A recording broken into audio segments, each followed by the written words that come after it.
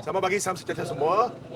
Saya hari ini datang ke IPD Kedang Wangi untuk membuat laporan polis berhubung dua laporan telah disiarkan oleh portal media. Pertama daripada Sinar Harian dan kedua daripada New Straits Times. Dalam dua siaran ini telah melaporkan bahawa Pengarah Jabatan Siasatan Jenayah M. Kumar mengatakan bahawa peguam yang mengugut saya adalah peguam Azam Baki. Saya menafikan sekeras-kerasnya. Peguam itu bukan peguam pihak Azam Baki. Peguam itu adalah peguam saya. Saya yang melantik peguam tersebut berjumpa dengan Azam Baki. Jadi, peguam tersebut menerima mesej ugutan daripada Azam Baki dan hantar kepada saya. Peguam itu adalah peguam saya. Yang kedua tu, saya ingin mengatakan bahawa kenyataan daripada Pengarah Siasatan Jenayah Bukit Aman tu memang berunsur fitnah dan memang tidak tepat dan adalah tidak berasas lah.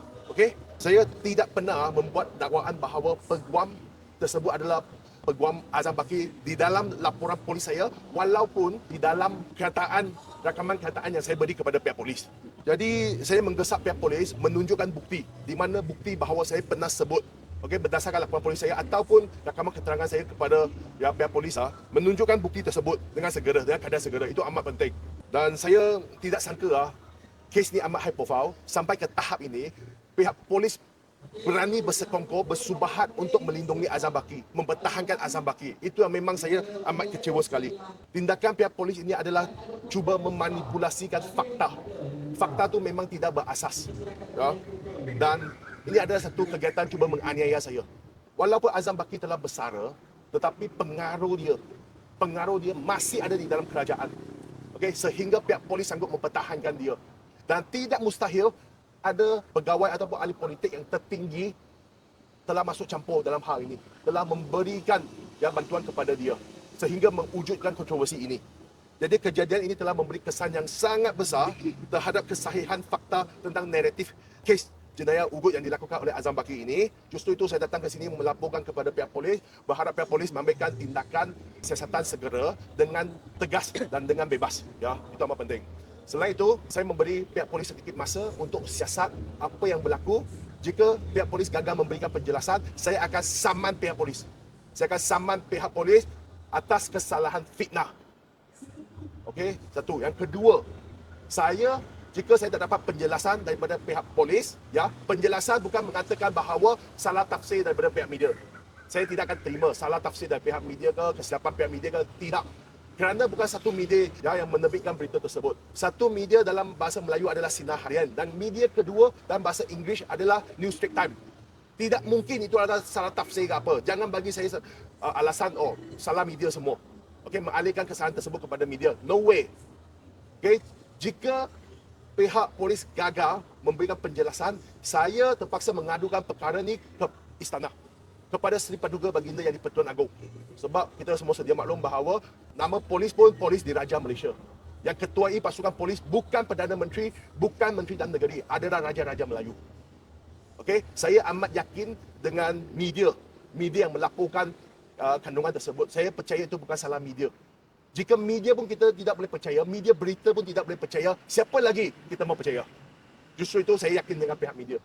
Itu aja daripada saya, bro. Kiranya ini laporan polis ni adalah terkait dengan kenyataan Azam Baki hari itulah yang menafikan konon-kononnya peguam dia yang mengugut you dan sebagainya, dan dia dikhabarkan macam nak ambil tindakan undang-undang kan? Betul, dia kata dia mahu saman saya. Dia kata dia tidak pernah lantik peguam untuk berurusan dengan saya. Memang betul pun.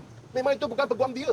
Jadi pihak polis sengaja mencetuskan satu kontroversi. Saya tidak pernah sebut dalam saya laporan polis, okey, maupun dalam saya punya rakaman keterangan 112 kepada pihak polis, saya tidak pernah sebut pun itu adalah peguam dilantik ataupun peguam pihak Azam Baki. Tidak pernah. Justru itu saya mencabar pihak polis. Saya mencabar pihak polis, tunjukkan bukti bahawa saya pernah sebut.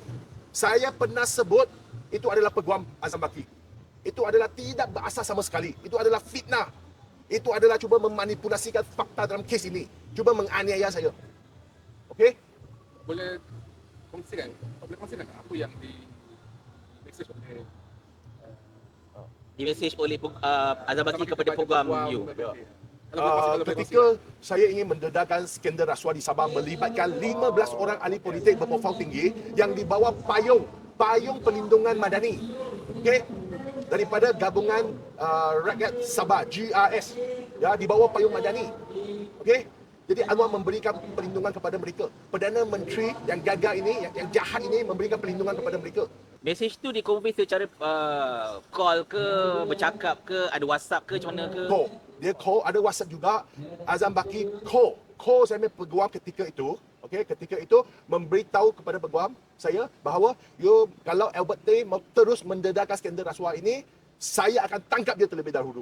Saya akan tangkap Albert Tay dulu. Sebab dia terlibat. Kamu belum menjalankan siasatan, bagaimana kamu boleh keluarkan arahan mau tangkap saya dulu? Kertas siasatan pun belum dibuka. Dan dia mengesyorkan kepada peguam, okey, bahawa saya bagi tahu kepada Malaysia Kini yang mendedahkan skandal rasuah ketika itu, Malaysia Kini, portal Malaysia Kini, bahawa itu adalah salah faham. Adalah salah faham. Okey, tutup kes itu. Sapu ke bawah kapit. Ya. Dia turut mencadangkan bahawa saya pergi ke luar negara untuk bercuti 2 minggu supaya kes ni bagi tenggelam. Jahat betul tu. Kita dapati Ketua Pesuruhjaya SPRM yang baru, Datuk Seri Abdul Halim Aman, masih lagi tidak bersuara apa-apa. So, any comment about that? Bagi dia sedikit masa untuk bekerja. Kalau kita tak bagi masa dia menjalankan tugas, mungkin orang kata kita kan terlalu desperate lah. Jadi kita bagi masa 1 bulan lah. Bagi saya 1 bulan tu munasabah lah. Jadi bagi dia 1 bulan, jika dia tiada performance, terpaksalah kami hadir ke SPRM untuk membuat himpunan untuk menyampaikan mesej kami yang tidak puas hati kepada beliau lah. LBT, apa pandangan LBT bila orang kata netizen katakan usaha LBT ni akan sia-sia sebab LBT melawan Jero, melawan orang-orang yang berkuasa. Adakah ini kata sia? Selagi saya bernafas, saya akan lawan dia. Selagi saya bernafas. Selainlah saya telah ditanam di dalam tubuh. Jika saya masih hidup, saya akan lawan dia. Lawan, tetap lawan. Sebab apa yang berlaku ni adalah hakikat, memang betul. Okey, dakwaan saya semua memang adalah fakta. Jika tanpa fakta, takkan polis buka kertas siasatan, polis mau panggil Azam Baki, mau siasat Azam Baki sekarang.